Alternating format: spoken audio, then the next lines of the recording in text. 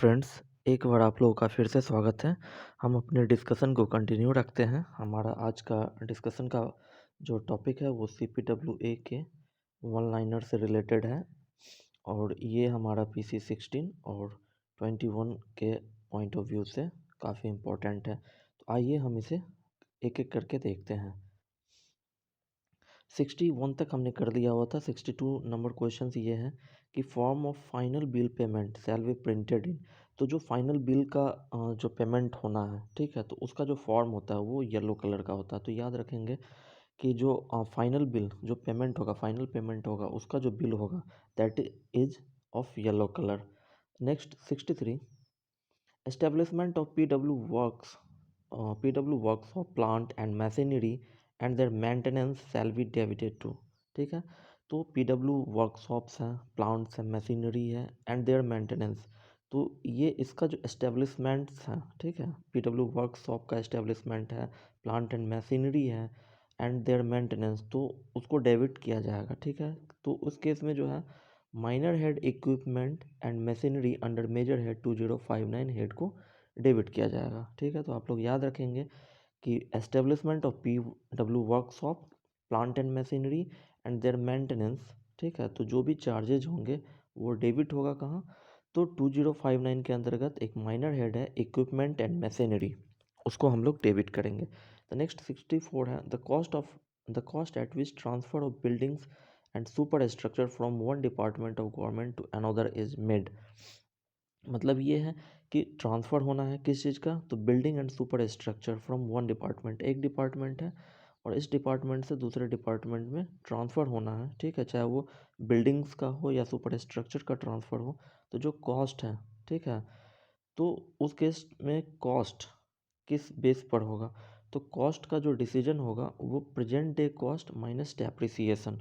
ठीक है, मतलब आज के डेट का जो वैल्यूएशन होगा उसमें से माइनस जो डेप्रिसिएशन किया गया होगा वो माइनस करने के बाद जो वैल्यू आएगा उसी कॉस्ट पे ट्रांसफ़र होगा बिल्डिंग का या सुपर स्ट्रक्चर का from one government department to another. Next 65 है वर्क ऑफ कंस्ट्रक्शन और रिपेयर। ठीक है, वर्क कैसा है, कंस्ट्रक्शन और repair work, the cost of which is not met out of government fund is called. ठीक है, तो वर्क ऑफ कंस्ट्रक्शन और रिपेयर, ठीक है, कोई भी वर्क है जो कंस्ट्रक्शन का है या रिपेयर का है, ठीक है, जिसका कि cost is not met out of government fund, जिसका कि खर्चा, ठीक है, जो कि गवर्नमेंट फंड से नहीं उसका रिपेयर या कंस्ट्रक्शन किया जाता है, तो उसको क्या कहते हैं, उसको डिपॉजिट वर्क कहते हैं। मतलब कि पहले आपको किसी कंस्ट्रक्शन के लिए डिपॉजिट करना पड़ेगा एंड उस डिपॉजिट के बेस पर आपका कंस्ट्रक्शन या रिपेयर होगा। ठीक है, तो उस केस में जो कि गवर्नमेंट फंड से नहीं होगा उसके लिए डिपॉजिट वर्क होगा। ये पॉइंट आप लोग ध्यान में रखेंगे, डिपॉजिट वर्क किस केस में होगा। The minor head of MPSSA, ठीक है, ये भी 66 नंबर आप लोग ध्यान में रखेंगे कि जो material purchase suspense settlement account जो होता है, ठीक है, उसका माइनर हेड क्या है, तो 129 होता है 8658 में। 8658 हमारा सस्पेंस हेड है और 129 हमारा MPSSA का हेड है।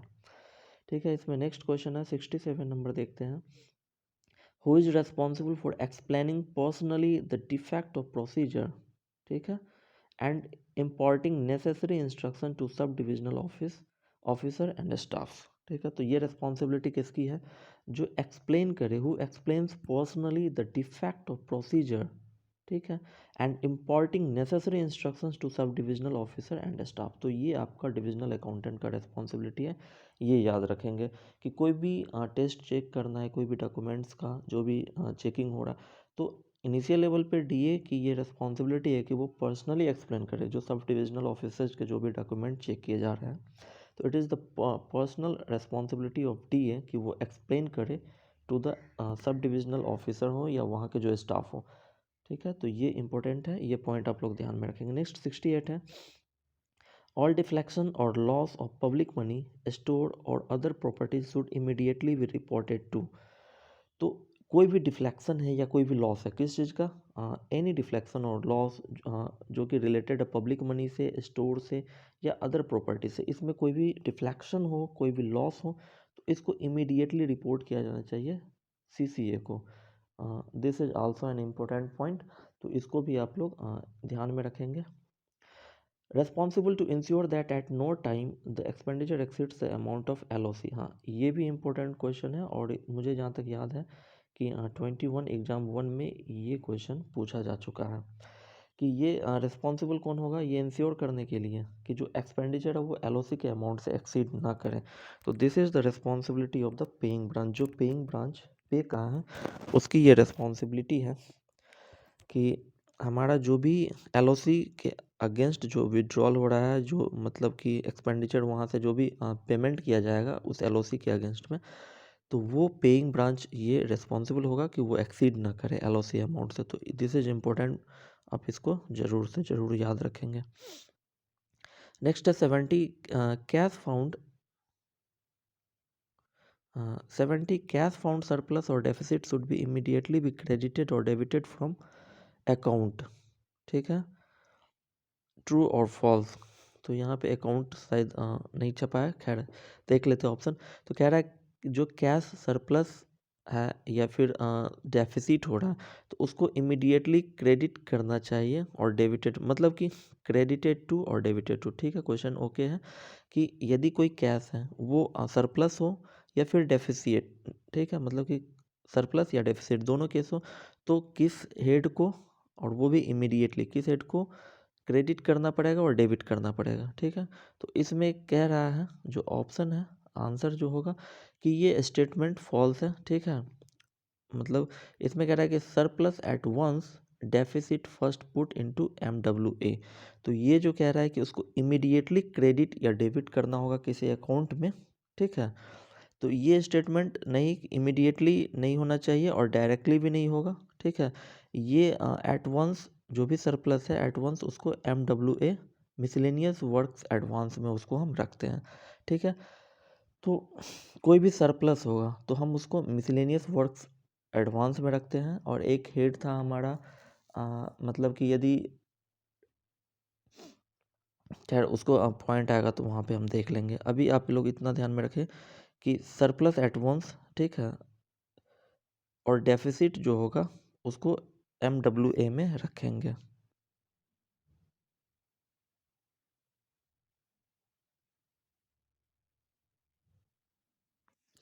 ठीक है, नेक्स्ट देखते हैं।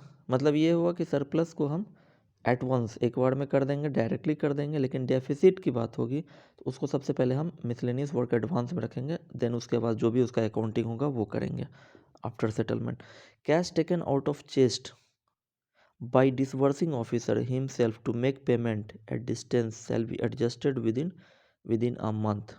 ये याद रखेंगे कि कोई भी कैश जो कि चेस्ट से लिया गया है डिसबर्सिंग ऑफिसर के द्वारा, ठीक है, to make payment, disbursing officer खुद जो चेस्ट है उससे कैश लिया है और वो पेमेंट कर रहा है।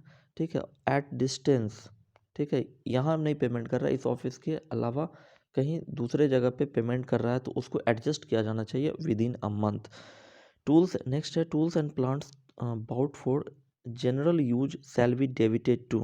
तो कोई भी टूल्स एंड प्लांट्स है जनरल यूज के लिए परचेज किया गया है, ठीक है, तो उसको डेबिट करना पड़ेगा। तो जो डेबिट है हमारा 2059, ये रेवेन्यू का हो गया, और कैपिटल होगा तो 4059 है। तो जनरल पर्पस के लिए होगा तो जो जनरल हेड है उस हेड को हम लोग डेबिट करते हैं।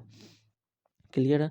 और पर्सनल यदि, मतलब कि पर्सनल कहने का मतलब कोई इंडिविजुअल है, कोई पर्टिकुलर है, तो उस केस में उस पर्टिकुलर वर्क पे या वो जो पर्टिकुलर हेड होगा उस हेड को हम लोग डेबिट करेंगे। तो यहाँ चूंकि जनरल यूज के लिए है तो ये टर्म आप लोग ध्यान में रखेंगे कि जनरल यूज के लिए तो जो जनरल हेड है हमारे पास 2059 और 4059 इसको डेबिट किया जाना चाहिए। Which copies of indent CPWA 7 are sent to divisional office, ये भी है इसका डिटेल्स में। जितने सारे कॉपीज होते हैं 5 कॉपीज में बनते हैं, ये हमारा CPWA 7 ये हमारा इंडेंट का होता है। तो जो इंडेंट 5 कॉपीज में बनते हैं तो उसमें से पूछा जा रहा है कि डिविजनल ऑफिस को कौन सा कॉपी भेजा जाता है। तो थर्ड एंड फोर्थ कॉपी जो है डिविजनल ऑफिस को भेजा जाता है, ये इंपॉर्टेंट है, इसको ध्यान में रखेंगे। जो 5 कॉपीज होते हैं तो पाँचों कॉपी को क्या क्या तरीका है, कौन कौन से कहाँ जाते हैं, तो वो ज़रूर से ही आप लोग याद रखेंगे, उसको हम कभी उस टॉपिक को भी कवर कर लेंगे।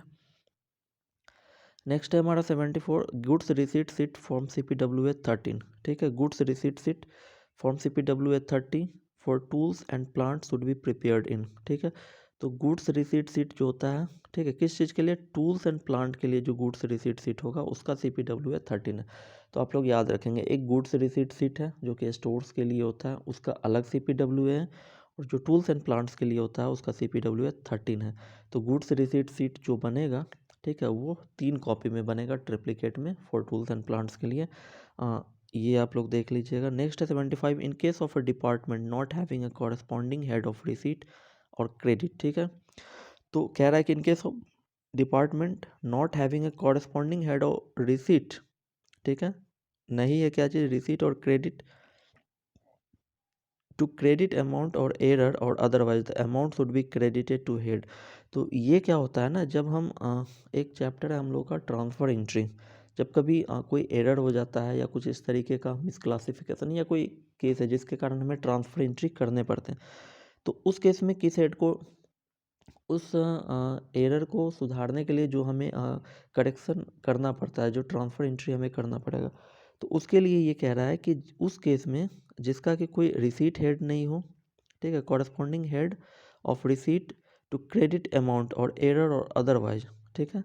तो कोई एक क्रेडिट के लिए कोई एक पर्टिकुलर या स्पेसिफिक या कॉरेस्पॉन्डिंग हेड नहीं है, रिसीट हेड नहीं है, तो उस केस में हमें क्या करना पड़ेगा, जो जनरल हेड है उसको यूज करेंगे। यदि हमारे पास क्रेडिट करने के लिए कोई हेड है, कॉरेस्पॉन्डिंग हेड है, तो उस केस में हम उसके हेड को क्रेडिट करेंगे। लेकिन यदि ऐसा नहीं है और हमें उसको सुधारना है, उस करेक्शन को, उस एरर को बाय ट्रांसफ़र एंट्रिंग, तो हम यदि नहीं है तो उस केस में हम जो हमारा जनरल हेड है, मिसलेनियस जनरल सर्विस का जो हेड है 0075, उसमें क्रेडिट कर देंगे। यदि कॉरेस्पॉन्डिंग क्रेडिट हेड होगा, हेड ऑफ रिसीट होगा, तो उस हेड को हम लोग करेंगे, ठीक है। नेक्स्ट हम लोग देखते हैं, where licence fee is recoverable in cash from government servant, the DO should obtain a certified statement in form dash in dash copies from dash, ठीक है। ये क्वेश्चन है कि जब लाइसेंस फ़ी है जो कि रिकवरेबल है इन कैश, लाइसेंस फ़ी किस तरीके से रिकवर करना है, कैश में लेना है, ठीक है, गवर्नमेंट सर्वेंट से लेना है, तो DO के बारे में कह रहा है कि वो सर्टिफिकेट, एक स्टेटमेंट होता है, ठीक है, सर्टिफाइड स्टेटमेंट वो ऑब्टेन करेगा। तो इसमें क्या है कि CPWA 48 में जो हमारा एक स्टेटमेंट बनता है, ठीक है, वो CPWA 48 में बनता है, ठीक है। तो ये ट्रिप्लिकेट में बनेगा, 2 copies to downgrading office and received 1 copy back from disgusting officer, ठीक है। ये पॉइंट है कि 3 कॉपीज में यदि हमारा जो भी लाइसेंस फ़ी है जो रिकवरेबल होना है कैश में गवर्नमेंट सर्वेंट से, तो DO जो है वो एक स्टेटमेंट, सर्टिफाइड स्टेटमेंट लेगा, ठीक है, ट्रिप्लिकेट में बनता है, ठीक है, 2 कॉपीज लेगा, 2 copies to downgrading office and receive, मतलब कि 2 कॉपीज तो ये भेजेगा, एक कॉपी वो वहाँ रख लेगा और एक कॉपी इसको सर्टिफाइड कॉपी के रूप में इसको वापस मिलता है DO को। The 2 classes to which expenditure on construction और maintenance of work may be divided into, तो ये इम्पोर्टेंट पॉइंट है, इसको ज़रूर से याद रखिएगा कि 2 क्लासेज टू विच एक्सपेंडिचर, वो 2 क्लास कौन से हैं, जिस to which expenditure on construction और मेंटेनेंस ऑफ वर्क, ठीक है, कंस्ट्रक्शन और मेंटेनेंस ऑफ वर्क में भी डिवाइडेड इनटू, तो जो भी 2 तरह के क्लास हो गए, ठीक है, जिसमें टू एक्सपेंडिचर, कंस्ट्रक्शन और मेंटेनेंस से रिलेटेड जो भी एक्सपेंडिचर है, तो उसको जो है 2 क्लासेज में डिवाइडेड किया गया। वो क्लास कौन कौन है, तो एक हमारा कैश का पार्ट हो गया और दूसरा हमारा स्टॉक का पार्ट हो गया। तो कोई भी कंस्ट्रक्शन या मेंटेनेंस वर्क से रिलेटेड जो भी एक्सपेंडिचर है, कंस्ट्रक्शन और मेंटेनेंस वर्क से रिलेटेड द एक्सपेंडिचर जो भी है उसको 2 क्लासेज में डिवाइड किया गया, one is cash and one is stock. This is important question, तो you must remember this point. Now labour report in CPWA 30, तो हम लोग याद रखेंगे कि लेबर रिपोर्ट कहाँ पे बनता है, CPWA 30 में बनता है। Should be submitted to DO on daily basis, ठीक है, डेली वर्क होगा, ठीक है, डेली वर्क होगा, उसका डेली रिपोर्ट बनेगा और उसको जो है लेबर रिपोर्ट को डेली बेसिस पर भेजना पड़ता है। हमने पढ़ा था कि जो हमारा रिपोर्ट था वो भेजने की ज़रूरत नहीं होती है, कब, जब हमारा लेबर लेस देन 15 और लेस हो, तो उस केस में हमें लेबर रिपोर्ट भेजने की ज़रूरत नहीं होती है। नेक्स्ट है हमारा 79, the daily attendance absence and fine inflicted on labour should be recorded in part dash of master roll. तो पार्ट 1 है, ठीक है, जो हमारा मास्टर रोल है, और इस पे बेस्ड क्वेश्चन है 21 में पूछे जा चुके हैं एज आई रिमेंबर। तो इसको भी आप लोग नोट करेंगे कि जो डेली अटेंडेंस होगा, ठीक है, एब्सेंस होगा, और कोई फाइन यदि उस पर इन्फ्लिक्ट किया गया, कोई फाइन उस पर चार्ज किया गया, ठीक है, तो should be recorded in part 1। तो पार्ट 1 जो होता है मास्टर रोल का, that is related to attendance, absence and fine, जो कि उसमें मतलब कि मेंशन होता है, part 1 of the master roll. Who should declare in writing in standard MB itself as finally approved for preparation of annual repair। तो in writing कह रहा है इन standard MB itself as finally approved, कि जो हमारा standard measurement book है, ठीक है, तो वो कौन है जो डिक्लेयर करेगा in writing itself as finally approved, और वो फाइनली अप्रूव्ड माना जाएगा फॉर, ठीक है, और preparation of final preparation of annual repair and contractor bill for work done, ठीक है। तो DO जो होता है, ठीक है, DO ये राइटिंग में, ठीक है, ये चीज़ मेंशन करेगा, ये चीज़ उसमें डिक्लेयर करेगा स्टैंडर्ड मेजरमेंट बुक में, ठीक है, एज फाइनली अप्रूव्ड, ठीक है, और वो फाइनली अप्रूव्ड होगा फॉर प्रिपरेशन ऑफ किस चीज़ के लिए, तो हमारा एनुअल और रिपेयर कॉन्ट्रैक्टर बिल होता है, जो वर्क डन हुआ उसके लिए annual repair and contractor bill तैयार होता है, जो कि DO खुद वो अपने आप उसको मतलब कि राइटिंग में करेगा, और एक तरह से वो फाइनली अप्रूव्ड होगा, जिसके आधार पर ये चीज़ बनाया जाएगा। When a final payment is made on running account, ठीक है, कोई रनिंग अकाउंट है और उस पर फाइनल पेमेंट किया जाना है, who should certified that the payment is full and final settlement of all demands. तो जैसे कि हम कोई रनिंग अकाउंट है हमारा, ठीक है, कोई हमारा रनिंग अकाउंट है और उस पर पेमेंट हो रहा है, तो बीच में रनिंग पेमेंट हो रहा है, लेकिन एक स्टेज आएगा जब हमें वो सारा उसका फाइनल पेमेंट किया जाना। तो उस केस में जब हमारा काम हो रहा है, डिपार्टमेंट का काम हो रहा है, तो जब डिपार्टमेंट उस कॉन्ट्रैक्टर को फाइनल बिल पेमेंट करेगा, तो कॉन्ट्रैक्टर ये स्टेटमेंट लिखेगा। तो ये भी इम्पोर्टेंट पॉइंट है एग्जाम पॉइंट ऑफ व्यू से, कि उस पर ये स्टेटमेंट कौन लिखेगा कि payment is full and final settlement of all demands. तो ये जो है कॉन्ट्रैक्टर को लिखना पड़ेगा, कॉन्ट्रैक्टर ये स्टेटमेंट लिखेगा। लेकिन हाँ, इसमें ये है कि कॉन्ट्रैक्टर को हम फोर्स नहीं कर सकते हैं, इंसिस्ट नहीं कर सकते हैं कि you must have to write this statement against payment, वो नहीं कर सकता। और यदि वो ऐसा करने से डिनाई करता है तो हम उसके पेमेंट को रोक भी नहीं सकते हैं। This is very very important point, you must remember this. Next है 82 number, secured advance may be granted to the contractor whose contract is completed item of works और फिनिश्ड रेट, ठीक है। उस केस में जो सिक्योर्ड एडवांस है वो grant किया जा सकता है, ठीक है। ये टाइप ऑफ एक तरह से किस तरह के वर्क के लिए, किस तरह के कॉन्ट्रैक्ट के लिए सिक्योर्ड एडवांस दिया जाएगा, तो कंप्लीटेड आइटम ऑफ वर्क और फिनिश्ड रेट के लिए। नेक्स्ट है whose एसेसेज who assesses the value of materials brought on site by the contractor for the purpose of allowing secured advance। तो ये असेसमेंट कौन करेगा, who assess value of material, जो material हमारा है उसके वैल्यू को कौन असेस करेगा, ब्राउट ऑन साइट, ठीक है। जैसे यहाँ पे वर्क हो रहा है, तो जो भी मटेरियल इस साइट पे लाया गया है, तो वैल्यू ऑफ मटेरियल जो एट साइट लाया गया है by the contractor for the purpose of allowing secured advance. तो जैसे कि ये कॉन्ट्रैक्टर है, इस कॉन्ट्रैक्टर ने इस साइट पे कुछ मटेरियल लाया, ठीक है, तो जो मटेरियल लाया वो कितने वैल्यू का, वो वैल्यू असेस कौन करेगा, तो इस साइट का जो इंजीनियर इंचार्ज होगा, इस वर्क पे जो इंजीनियर इंचार्ज होंगे, जो चार्ज में इंजीनियर होंगे, वो उसको असेस करेंगे कि कितने का वैल्यू है। उस बेस पर कॉन्ट्रैक्टर को सिक्योर्ड एडवांस प्रोवाइड किया जाएगा। तो ये भी इम्पोर्टेंट पॉइंट है कि कौन असेस करेगा, तो इसको ध्यान में रखेंगे आप लोग। नेक्स्ट हमारा 84 कि an advance payment for work actually executed but not measured may be made with the previous sanction of superintendent engineer.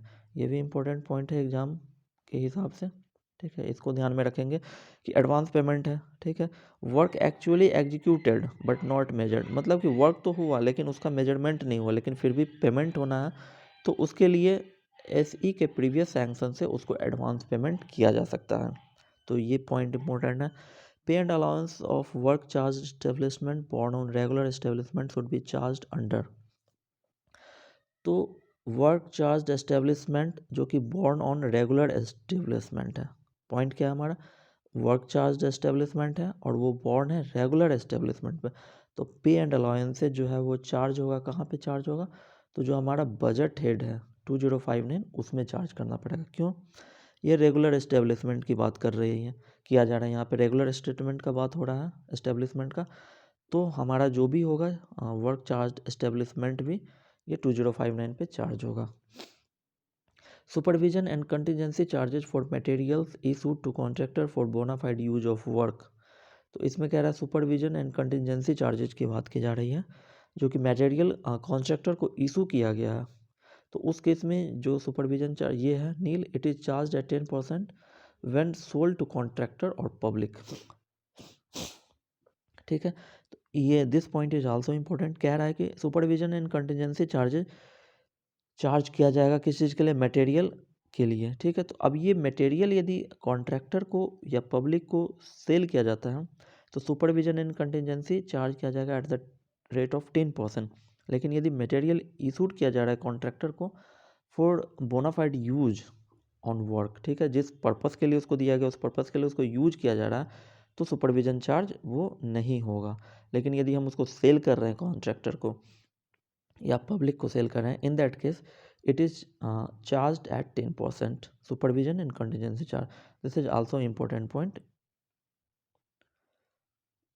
you must remember this. Next, 87, when materials are purchased direct for work, the detail should at once be recorded in measurement book।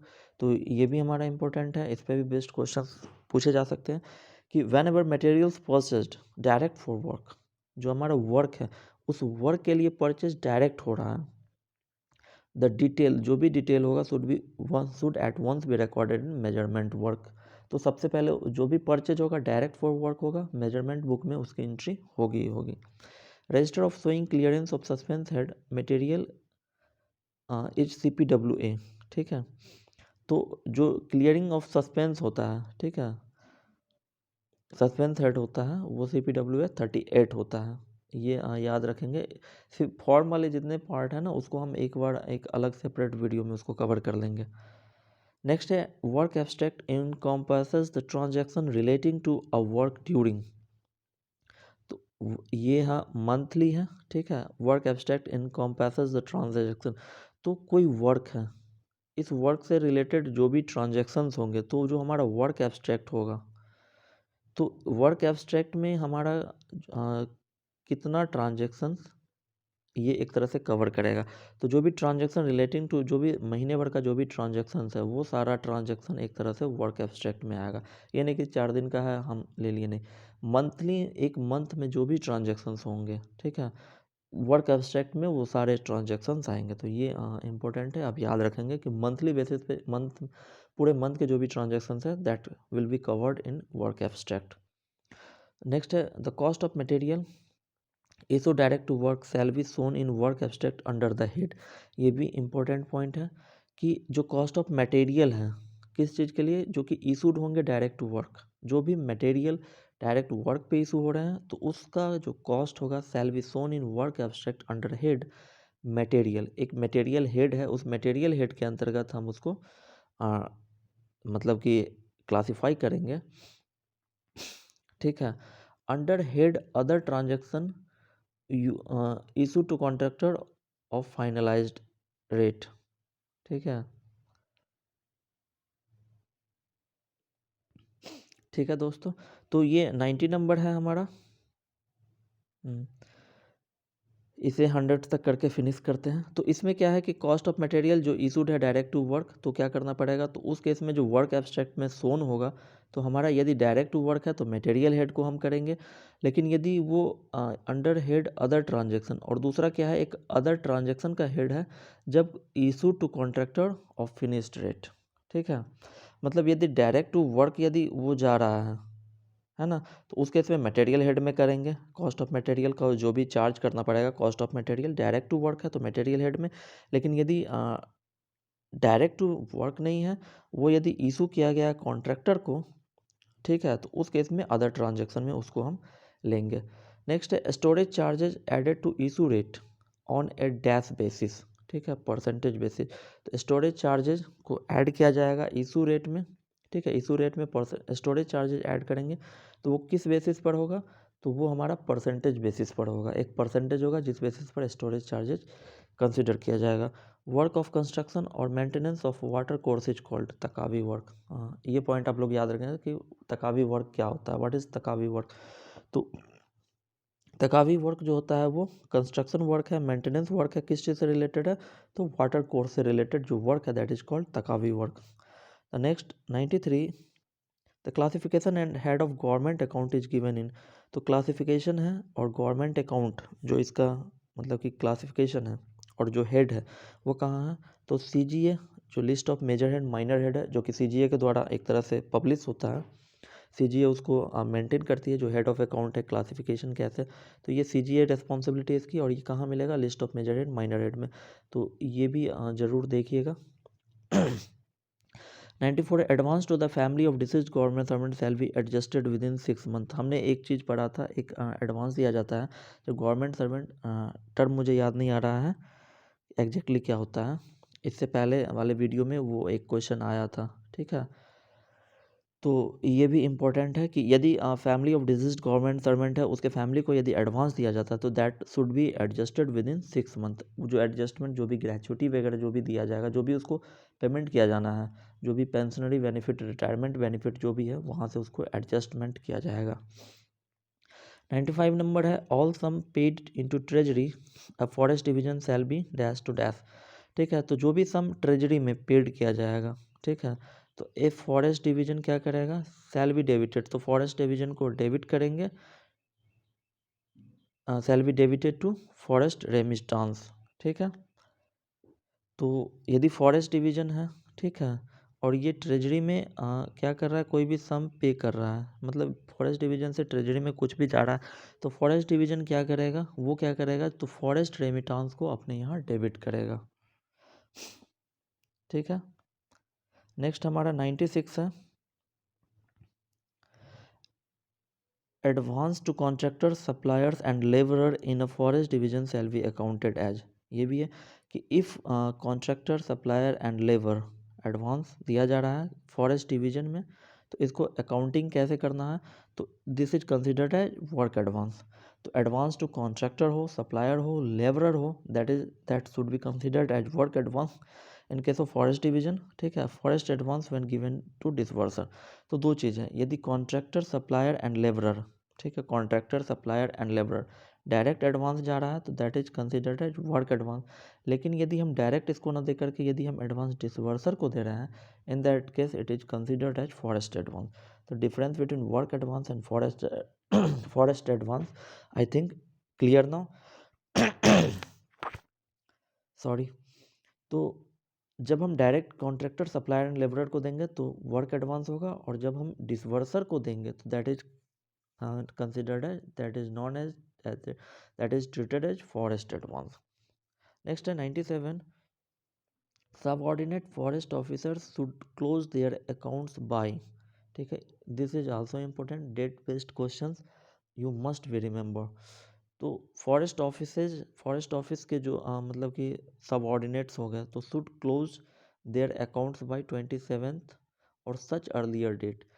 27 तक तो करना ही है अपने accounts, जो भी subordinate close करेगा वो फिर अपने हायर अथॉरिटी को सबमिट करेगा। तो बाय 27 जो सबऑर्डिनेट्स हैं फॉरेस्ट डिवीजन जो भी है सबऑर्डिनेट वो 27 तक कर देंगे, या फिर ऐसा कोई डेट स्पेसिफाई किया गया है बाय दैट डेट उसको अपना अकाउंट्स क्लोज कर देना पड़ेगा। This is important. और contractor and disburser ledger is maintain in form FA4। इस पे भी बेस्ड क्वेश्चंस पूछे जा सकते हैं। आई थिंक शायद 7 नहीं 7 नहीं है, शायद 8 और 9 फॉर्म्स हैं, not exactly remember right now. तो ये इसके फॉर्म से भी क्वेश्चन पूछे जाते हैं, ठीक है। तो FA4 किसका, डिसबर्सर एंड C&D लेजर का है। तो C&D ledger contractor and disburser ledger 98 जो हमारा है वो FA4 में मेंटेन किया जाता है। इस पर भी बेस्ड एक सेपरेट वीडियो मैं लाऊंगा। No formal correction shall be allowed in forest account when the amount involve does not exceed ₹10। ठीक है, ये भी याद रख लीजिएगा, क्वेश्चन पूछा जा सकता है इससे कि फॉर्मल करेक्शन अलाउड नहीं होगा। ठीक है, फॉरेस्ट अकाउंट में जब अकाउंट जो है वो 10 रुपये से ज़्यादा का नहीं हो, 10 रुपये हो या 10 रुपये से कम हो, मतलब अप टू ₹10 हो, तो फॉर्मल करेक्शन की रिक्वायर नहीं होती है। इससे ज़्यादा होगा तो इन दैट केस इसे करेक्शन करना पड़ेगा। Now the last question of today session is a reference to each item of remittance shall invariably be made. ठीक है, तो जो भी ईच आइटम ऑफ रेमिटेंस है, ठीक है, उसके रेफरेंस शैल इनवेरिएबली, मतलब कि आइटम्स ऑफ रेमिटेंस के लिए जो रेफरेंस होगा उसको किया जाएगा। तो consolidated treasury receipt from treasury, तो जो भी आइटम्स ऑफ रेमिटेंस है तो a reference shall invariably be made, एक रेफरेंस बनाया जाएगा, एक रेफरेंस होगा हर आइटम ऑफ रेमिटेंस के लिए। तो वो कहाँ पर होगा? CTR में होगा। ठीक है, जिसको कंसोलिडेटेड ट्रेजरी रिसीट कहते हैं। तो होप कि आपको ये वीडियो अच्छा लगा होगा, ये वीडियो पसंद आया होगा। यदि वीडियो पसंद आया होगा तो कृपया इसे लाइक करें, सब्सक्राइब करें एंड शेयर करें और कमेंट करें, ताकि मुझे मोटिवेशन भी मिले, मैं कंटिन्यू रख सकूं वीडियो को। And finally thanks to Rahi sir for this material, जो कि SS एस्पिरेंट्स के लिए काफ़ी हेल्पफुल होते हैं। उसी पे बेस्ड मेरा ये आज का वीडियो था। तो सर को भी थैंक्स और आप लोगों को भी थैंक्स कि आप लोगों ने ये वीडियो देखा। आशा करता हूँ कि आप लोगों को अच्छा लगा होगा।